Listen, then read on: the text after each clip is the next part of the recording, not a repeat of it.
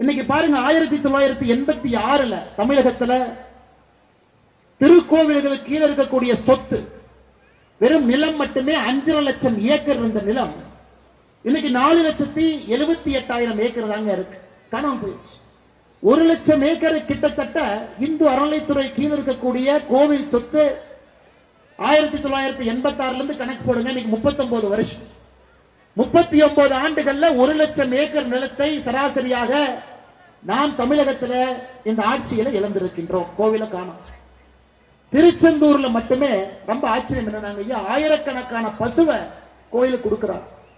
கடைசியாக நடத்தப்பட்ட ஆய்வின்படி 11,000 மாட்டை காணோம், கொடுத்த மாட்டை காணோம். இதெல்லாம் இப்ப சமீபத்தில் பேப்பர்ல பார்த்த புதுக்கோட்டையில ஒரு கோவில்ல ஒரு உண்டியல் வச்சிருக்கிறாங்க. மக்கள் சரி சாமி இருக்கிறாங்கப்பா 10 ரூபாயா 1 ரூபாயா போட்டாங்க. ரொம்ப நாள் கழிச்சுதான் மக்களுக்கு தெரிஞ்சது அது கோயில் உண்டி இல்ல, பக்கத்து வீட்டுல திமுக கார வச்ச உண்டி. அதை ஜோக்கல் அடிக்கலீங்க. புதுக்கோட்டையில் இப்பதான் கைது பண்ணி உண்டியல மட்டும் இல்ல அந்த உண்டியல வச்ச திமுக காரனை இப்பதான் கைது பண்ணாங்க.